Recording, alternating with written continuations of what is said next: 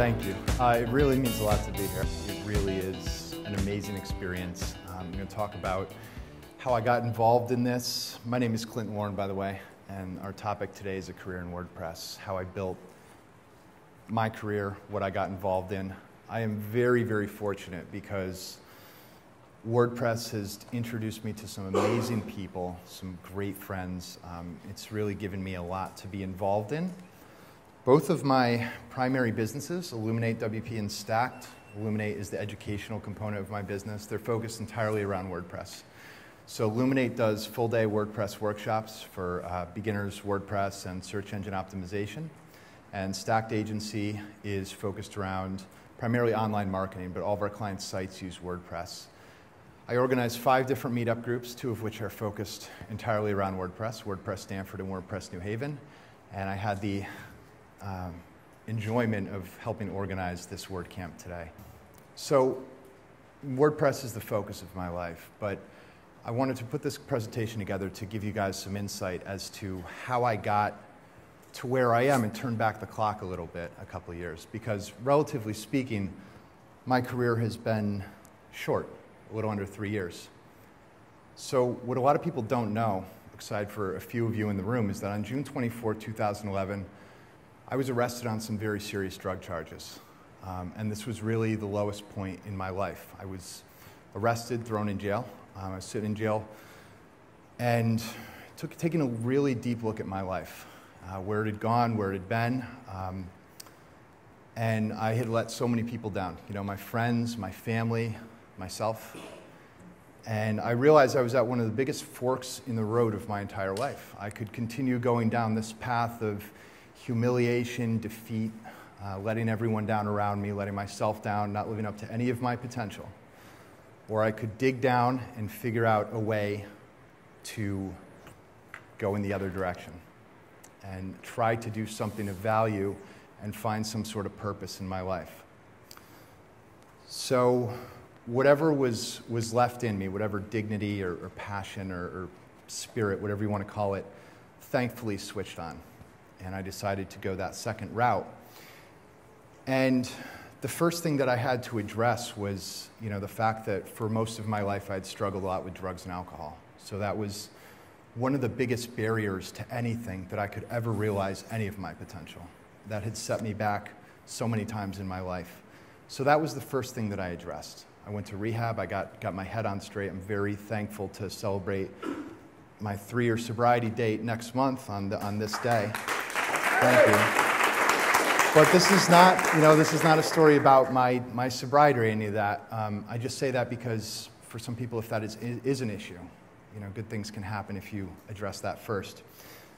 So I get bailed out. I go to rehab, and I have to assess what am I going to do? I'm studying for my personal training certification, which is pretty much worthless at this point because once I get it, no gym is going to hire me with 2 felonies. Now, pending. The corporate job that I had left, I couldn't go back to, obviously. No corporate job is going to hire me because I'm not going to pass a background check. But what I had discovered, and I had very limited options a couple months afterwards, was a platform that once I started messing around with it, I realized was going to dramatically change how websites were built, maintained, and operated. And that platform is Joomla. No, I'm kidding. It was WordPress. You know, someone had asked me to build a blog for them, and I started messing around with it, and I said, wow, this is amazing stuff. And it seemed like there was some demand for it. And I found in that an intersection between something that I enjoyed doing and something that people needed. And there's not a day that I don't wake up and thank my lucky stars for being in the right place at the right time. Because that arrow indicates right around that time I decided to dive in. And this was the demand that soon followed for the skills that I was developing. And I think one of the things that I discovered as I dove in that was very important and I lacked a lot in my life, my previous life, was that I had something now that made me of value. And I felt like a valuable person. And that was something that I really didn't have up until that point. But what I needed to do, obviously, I dove in head first, and I needed to become an expert. And I needed to do that very quickly because My money was gone, and I needed to code my way out. So a lot of people ask me, how do I learn WordPress? You know, how do I quickly become an expert or become a developer, this and that? So I did a couple things. The first was that I hacked apart themes. And what I mean by that is I would install WordPress locally on my computer using XAMPP or MAMP and just break stuff apart. I learned by doing. I don't know any developer that didn't learn this way. By deleting lines of code and seeing what happened, adding things in and seeing what changes, and just breaking it apart. I also dedicated a lot of time to either bartering, and when I say bartering, I mean I would go up to businesses and just say, I'll do a website for free, or I'll help maintain your site for free, just to understand what it would be like to work with a client. And I would also build websites for fictitious clients. So I'd say, well, what if I was a record store? How would I build that site?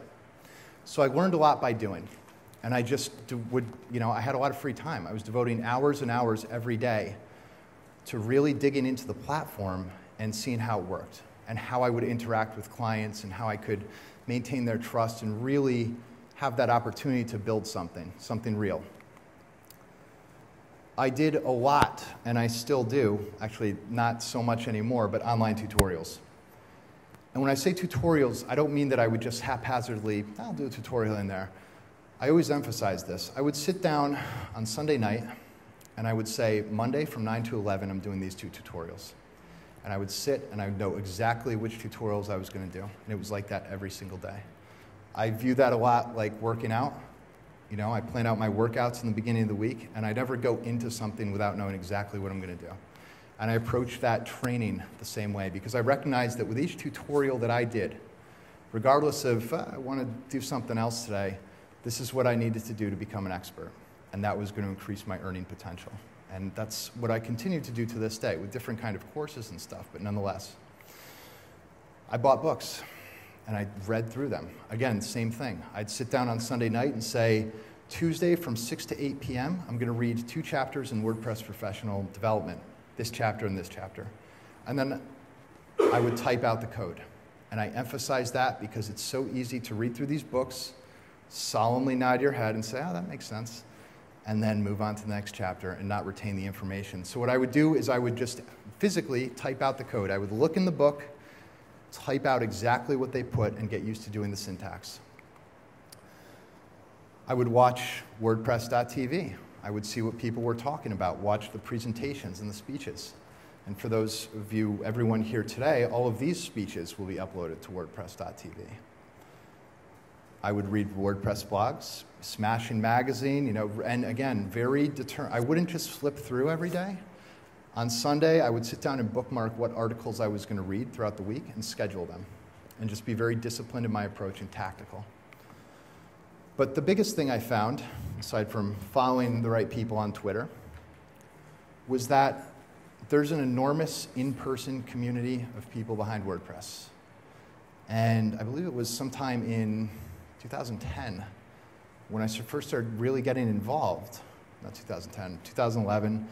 I looked up WordPress and I saw meetup.com. I didn't really know what that was, but I saw that Alex was running a WordPress Stanford group. And I went to that meetup, and that's actually where I met Brian for the first time, and I got very actively involved in these groups. And I'd never been a part of a community of people doing, these kind of activities and getting together, sharing so much passion and enthusiasm around something like this. I really think it shows in the group today.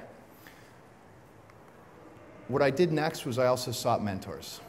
And this, I think, is one of the most important things that anyone who wants to learn and excel at something do. I get very, very uncomfortable unless I'm one of the dumbest guys in the room.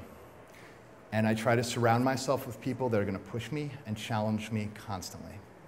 So when it comes to approaching a mentor, I really would call people up, approach them at meetup groups, and just say, hey, you're very successful at what you do.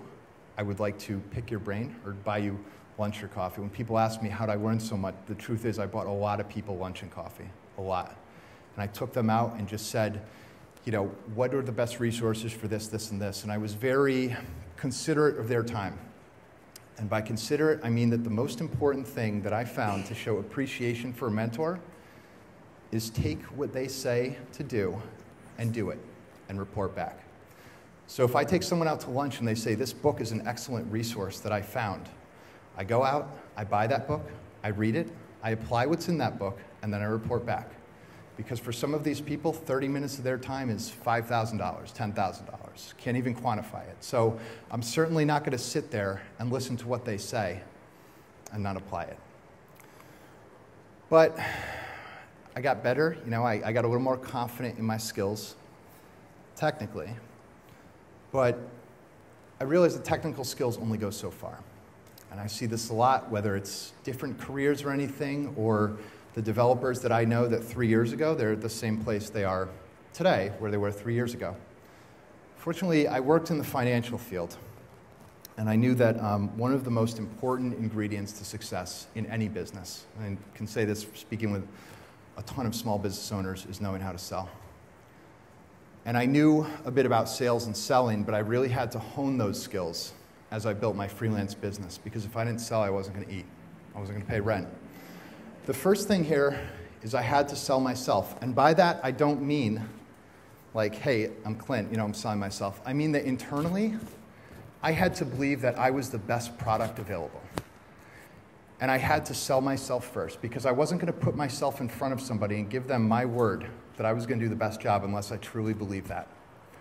In the past, I think I had struggled with that is I had a lot of things holding me back, obviously. But at this point, I knew the commitment and dedication that I was putting into my training and expertise and how hard I was going to work, that I could look people in the eye and say that you're not going to meet anyone who's going to work harder. Because I really viewed every client, and I still do, as an opportunity to rebuild the reputation I had lost. I made a commitment to myself on June 24th that I would never let anyone down again, that I had given my word, and that I'd do everything I could to work harder than anyone else to prove that. And although sometimes, you know, I really just am so grateful for all the clients that I have, because it's an opportunity to express myself and to feel of value and deliver something amazing for them.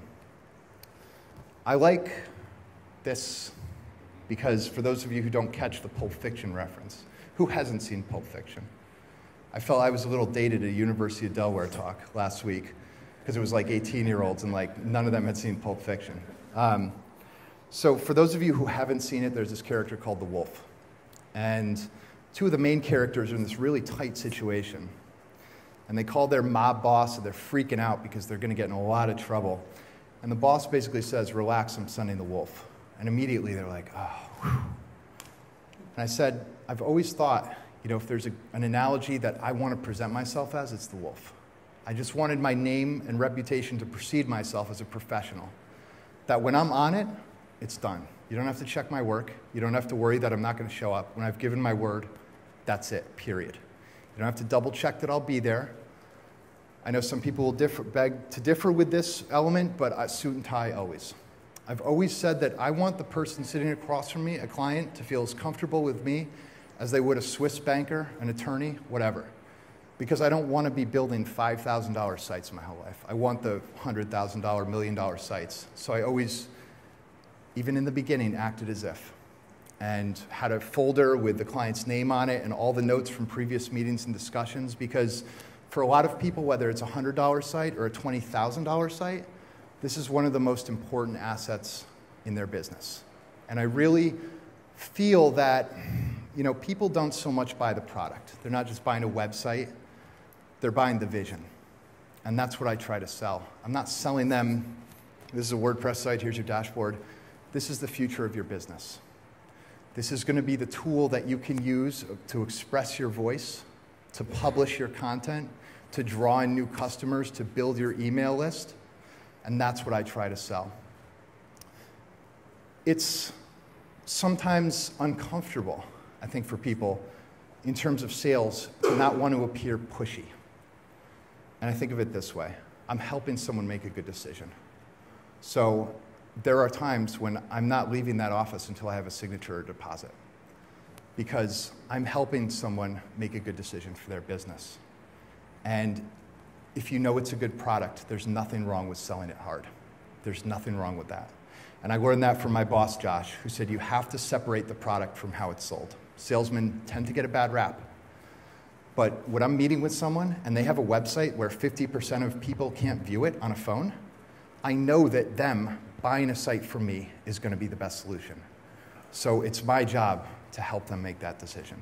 That's my approach to sales. So I'm moving along. I am building up some freelance clients and getting a few referrals. So the real turning point comes when I decided to volunteer to speak in 2012, February, at the WordPress Stanford meetup group. And I volunteered to speak on custom post types, a topic I knew nothing about. And my previous engagement was probably in high school history class, sweating through a button-down shirt, my face bright red, fumbling through note cards on the Civil War. And someone had told me recently, well, you're a natural public speaker, and that's total BS. The only thing I'm natural at and only thing I've ever been natural at is practicing a lot, over and over and over, until I kind of get decent at something. That's my secret. So I practiced. I stood in my kitchen, I read through the notes over and over and over, and I researched and I studied and I spoke. And I really wanted to give back because I'd seen all these speakers give these great talks, and I wanted to contribute something to the WordPress community myself. So I spoke, and a couple things happened. The first is that I met a woman named Jennifer Carello, who unfortunately couldn't be here today, but she needed a developer to work on site 1 day a week at her firm. And I jumped at the opportunity. But before that, I had to sit her down and tell her, just so you know, I have 2 pretty big cases pending. And that was sort of a big thing for me, to come clean about my past, and just have to tell people, as I have done many times since in larger business deals, that I had some things that I still had to clear up. But I think that honesty helped her make the decision, because I told her too, you're not going to meet anyone working harder right now to rebuild his name and reputation. And I'll do everything I can to deliver for you. So she gave me that chance and opportunity. And Jennifer's a friend today. We worked together for a long time. The second thing that happened is I was invited to the Hudson Valley WordPress meetup group, where I spoke again about custom post types, and I met Alex Miranda. I met Laura Hartwig, who's basically the COO of the organizing committee here, and Alex's sister Gina. And I was now connecting with people in the WordPress community. And Alex told me he knew a thing or two about SEO, and that he would love to do a talk in Stanford. So Alex showed up in 2012, what was it, March? And he gives a presentation about search engine optimization.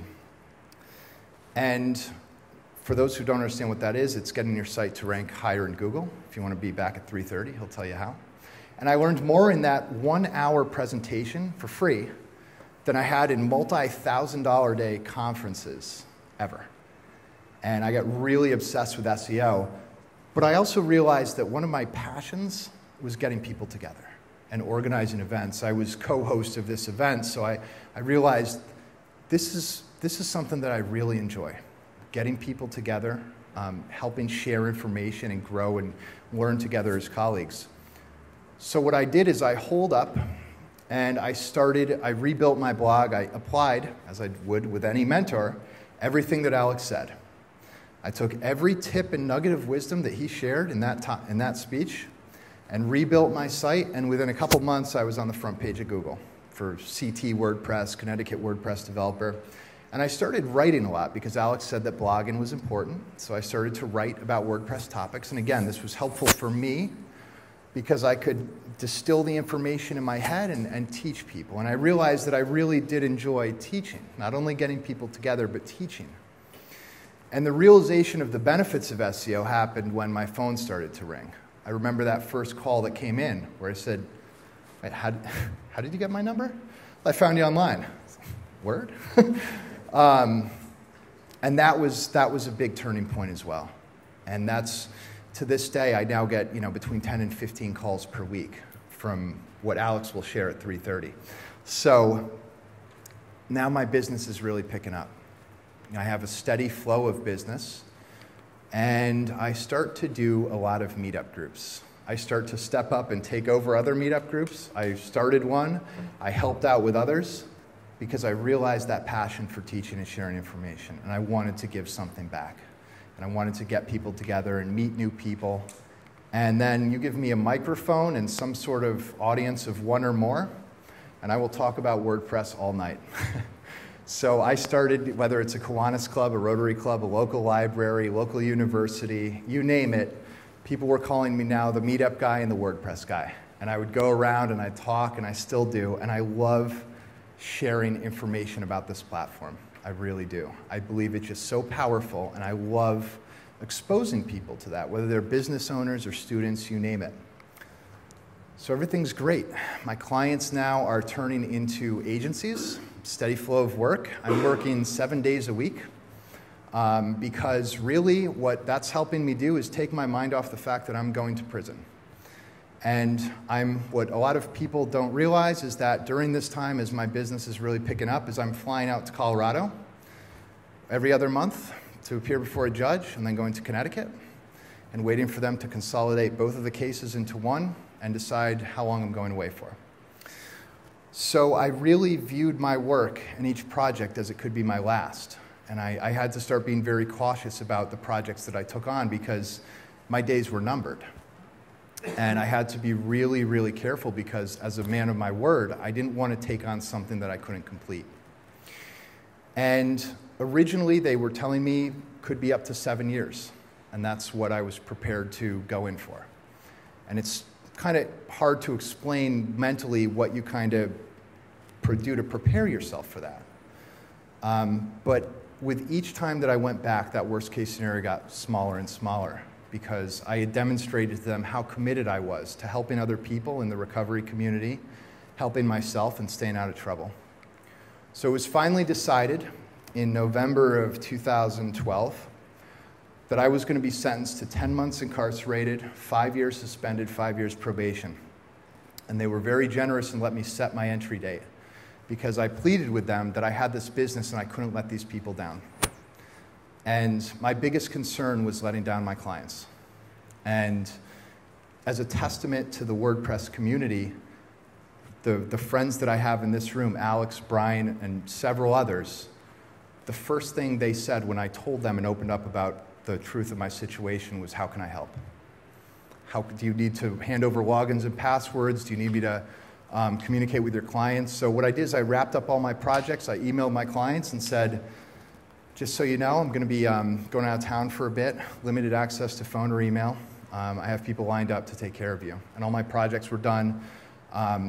At the design agency I was a developer at, I hired someone to take my spot and put a lot of systems in place. And I made sure to sneak in one meetup group right under the wire on January 21st about approaches to responsive design development because it took my mind off. You know, I didn't want to have to start over again. I put so much work into reinventing myself and building a lot of momentum, and it was like, shoot, am I going to get it back?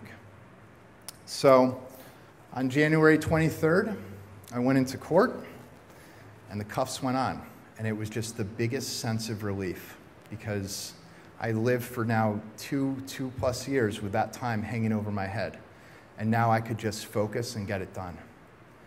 And I could do a whole nother talk about just preparing and prison in general, but it was nice.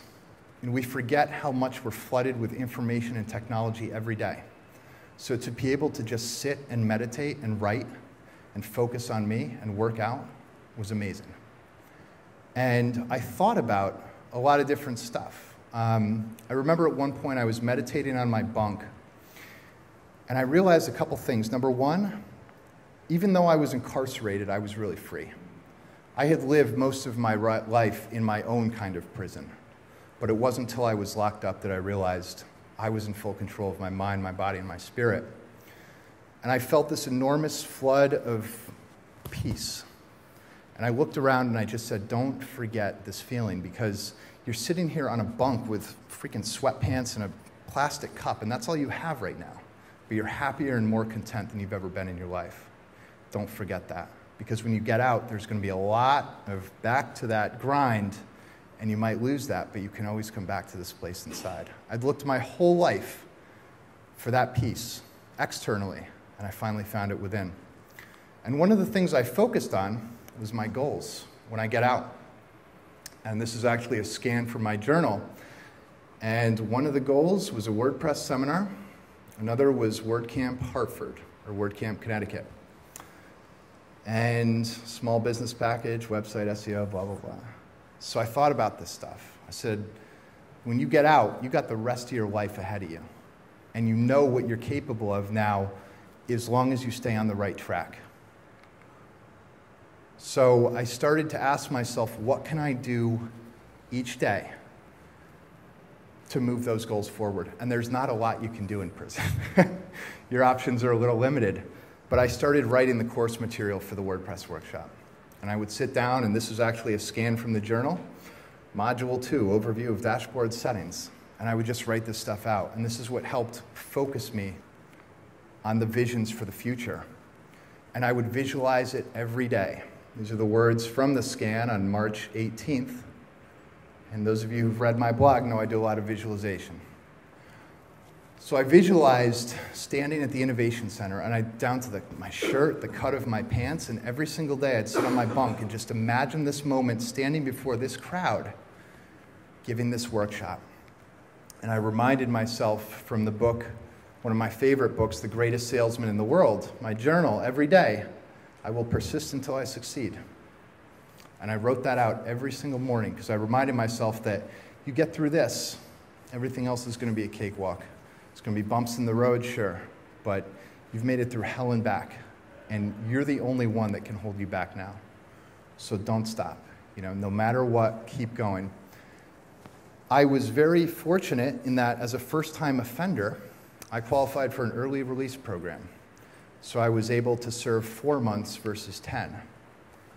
And when I pulled through those gates the last time, I said a couple things. Number one, I said, don't you ever, ever, ever forget how this feels.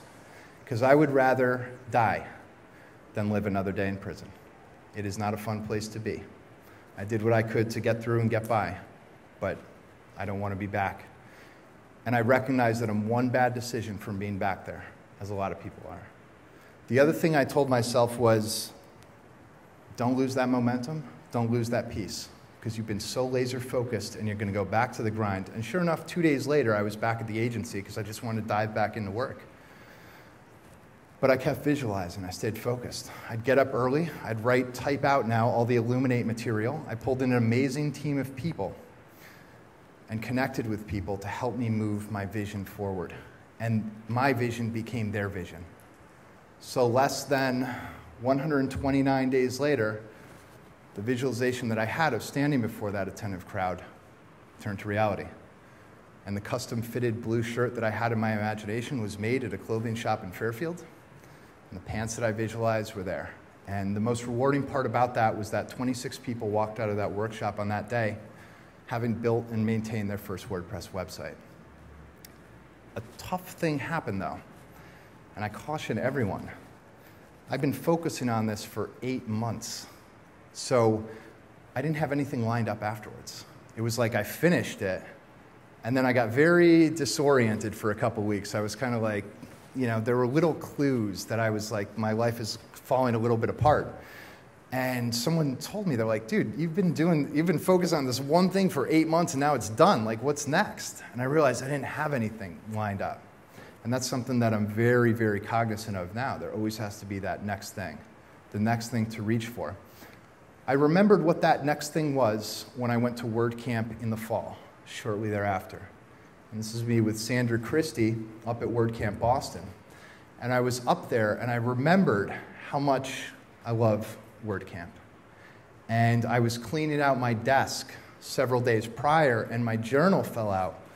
And I saw on that entry of the goals, and it circled in big letters, like screaming out at me, was WordCamp Hartford. And being up there, it reminded me of what I wanted to do. It reminded me of that next goal and to start visualizing again. And I hosted Boone Gorge, my man, who's the lead developer at BuddyPress. And true to like buying a lot of people dinner and mentors, I took them out to dinner beforehand and I asked, Boone, what can I do to grow as a developer? What can I do to give back to the WordPress community? What can I do? I want to play at your level one day. And he said, you're doing a lot of things right. You're hosting the meetup groups and, maybe think about a WordCamp or something like that. And it was kind of like now the gears were really turning in my head. And almost out of, bizarre universe coincidence, a couple days later, I get an email from a guy in Hartford, a guy named Vinay Ragu, who I hope sees this at some point. Because he emailed me and asked about WordCamp Connecticut. And he had organized a WordCamp in India. And immediately I called him. And I said, let's talk. What can we do? How can we do this? And he told me all the logistics, what needs to happen, X, Y, Z. And I just said, I gave him my word. And I said, I'm going to do everything I can to make this happen.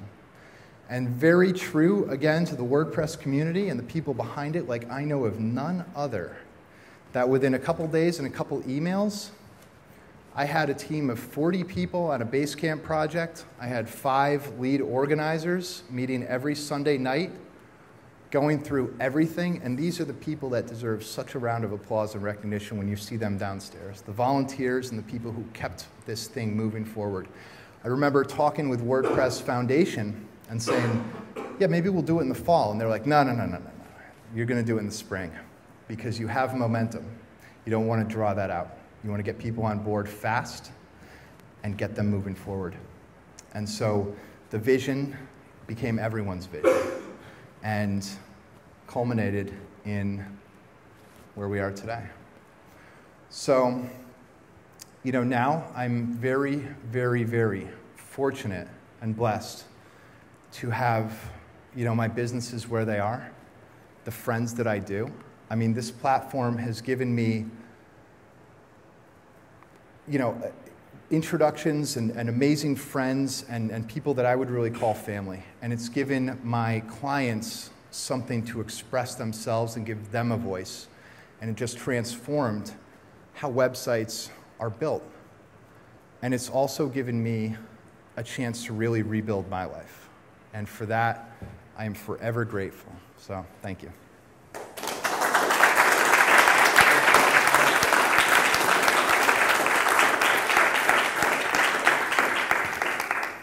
Questions?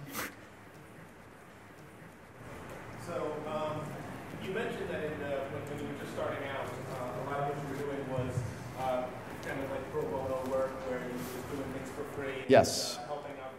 How do you break away from that? Start charging. That's a great question, and that was one of the things that I struggled with because I wasn't confident enough to flip that switch. Every project was like, well, I've never done this before, so should I even charge them? And that's a great question that makes me think back to that point where I was just like, I'm just going to charge you for my time. And while I'm doing this, will be research, but it is what it is, And I guess I just had the confidence at that point that I could figure stuff out. That's one thing that I realized I was good at is I'd find a way out, and I realized that in networking with a lot of people, they were also in the same boat. They were also learning WordPress at the same time, and the projects that they took were the same thing.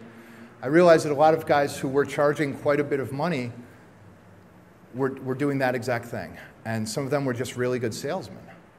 So, I mean, there's no really perfect formula, but yeah, there was just a certain point where I said, and the mistake I made was not doing proposals, obviously, but I just said, I'm just going to start charging for my time.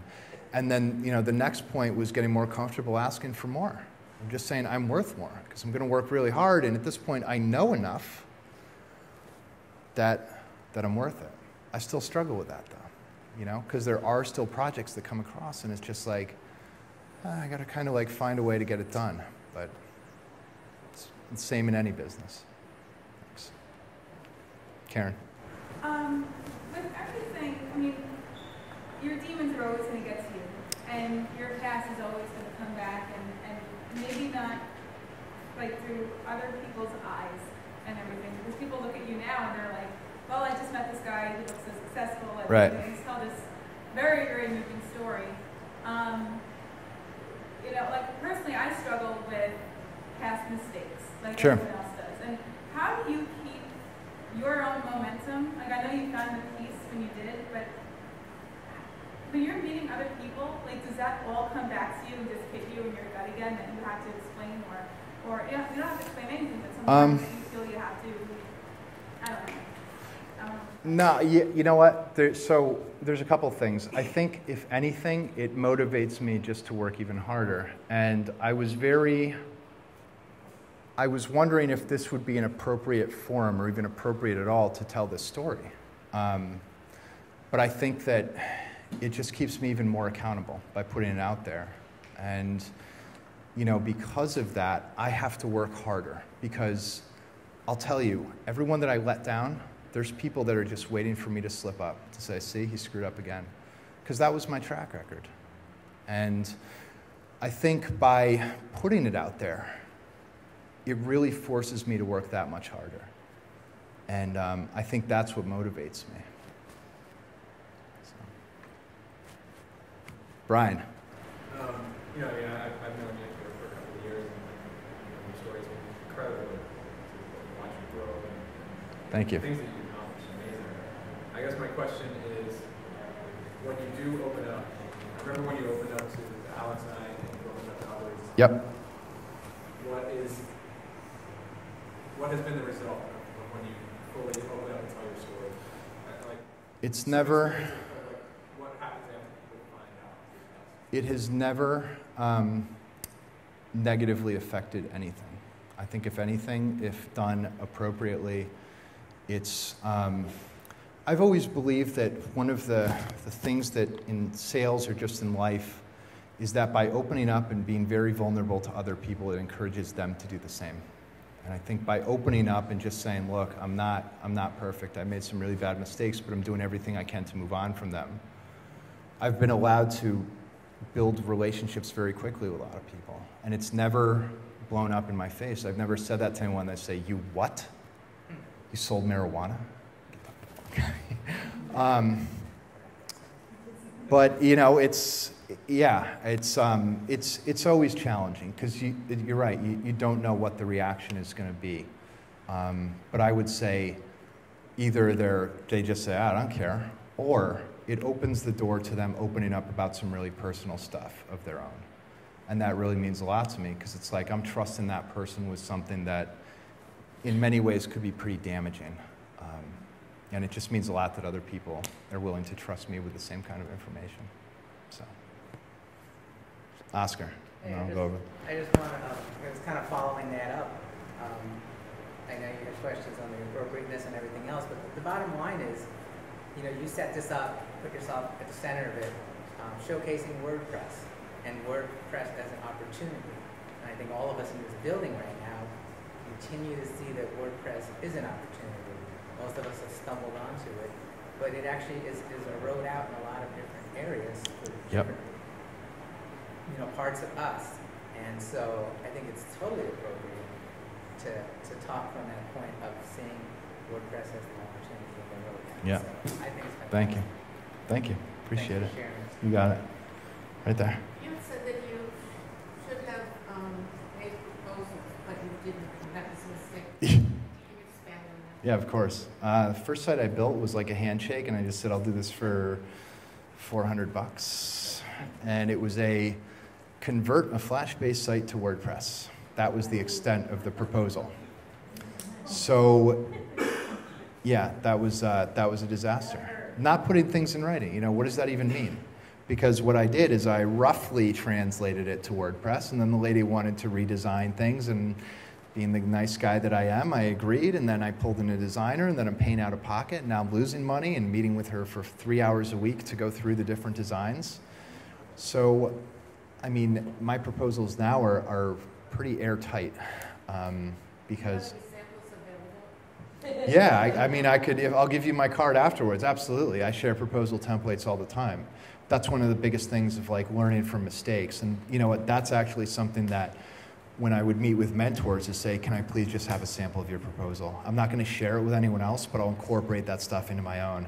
And then I would report back. I'd say, well, you know, this has worked perfectly because we avoid the mistakes. But the key things always are, you know, what pages are going to be included and what functionality. That's essential. Timeline and sort of roadmap of deliverables, because it's all about managing expectations.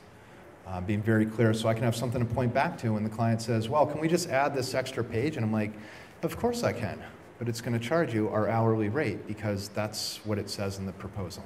So what about scope as far as like redesigns and things like that? Yeah, two rounds of revisions. Yeah, it'll specify, you know, you get one design concept, 2 rounds of revisions. For that, you know, we're flexible. We'll say, all right, you know, if it's a cool client, it's small revisions, yeah, that's one thing. But if it's, you know, now 5 weeks of back and forth, it says, okay, you know, you hired us to do the design. You know, you trusted us, so that's what we're going to deliver. That leads to my next question. Yeah.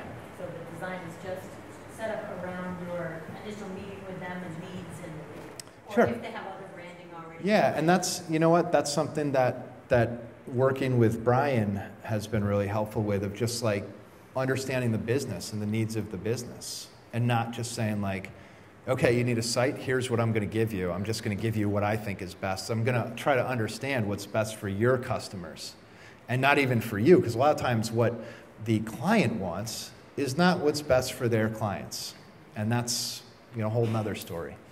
But try to understand their business and try to understand what their customers' needs are and how to speak to that right there. But, you sort of answered it, but I had to, the question I had was about being taken advantage of. Yep. Allowing that vulnerability. Yep. And having some client take advantage of that vulnerability. Hasn't happened. Hasn't. Not to my knowledge. Could it? So Yeah. $400 site, you're not seeing that. Oh yeah. So the $400 site, yeah, that got taken advantage of. But what I did from that is recognize that I had made a mistake in not doing a proposal, and you learn something every time.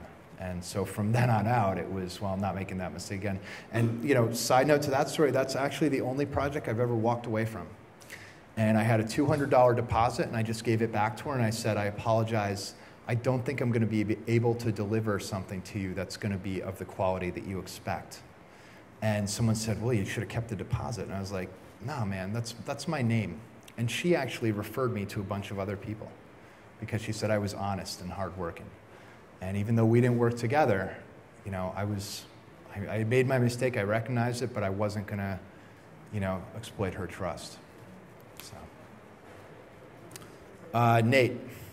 Hi, you fit a lot into 3 years. It was a really great session. Thank you. My question for you is, what's next? That's a great question. What is next? So what's next is actually sitting down next week, because this has been obviously a goal of mine, this WordCamp, for a while. And next week I'm sitting down and really assessing the different businesses I have and where I want to take them. And truthfully, one of the things I've struggled with over the past couple months is that the Illuminate brand and workshops, I haven't been able to devote enough time to promoting it and refining the material. When I see Andrew Nason speaking about the new features of WordPress, I'm thinking I have to write this into the new course material. And I think one of the things now is bringing more people on board and building a team, you know, to help carry out the vision of both Stacked and Illuminate, and just more of sharing that information and scaling it. You know, finding, I have the platform, I have the voice, I just want to carry the message a little further. But what I always, and again, Brian has told me as well, and this is, I keep coming back to this, is focus. And I tend to, since I love doing a lot of things, I don't love getting pulled in a lot of directions, but I don't mind it. And next week, I'm really just going to sit down and figure out the answer to that question. Find, of what's next, what's the one that I'm circling and going to tune in on. So, anyone else? Yeah. You had mentioned you would put those proposals or send emails, or would you put them online so then you'll be able to... Yeah, I'm not comfortable like just posting it publicly, but I'll give you my card afterwards. Yeah, blue shirt. Oh, real quick. Yeah. I kind of share the passion with that. I really want to help people learn. Yep. And I tried to start at Long Island. I live in Suffolk County. Okay. But how many people came to your first meeting? Well, the meetup was run by Alex, so we already had a good amount of members. But Hartford started one recently, and they had a good amount of people because Meetup automatically advertises for you. Persist until you succeed. The New Haven group started a couple years ago and just met in a small conference room at a local library. It only takes 2 people to have a group and start sharing that information. And I would just say keep at it. Find a good venue because that's been huge. It's having the Innovation Center. I remember the first WordPress Stanford meeting. It was hard. Yeah. That's how the first meeting worked. Yeah. Cool. Yeah. Thanks, guys.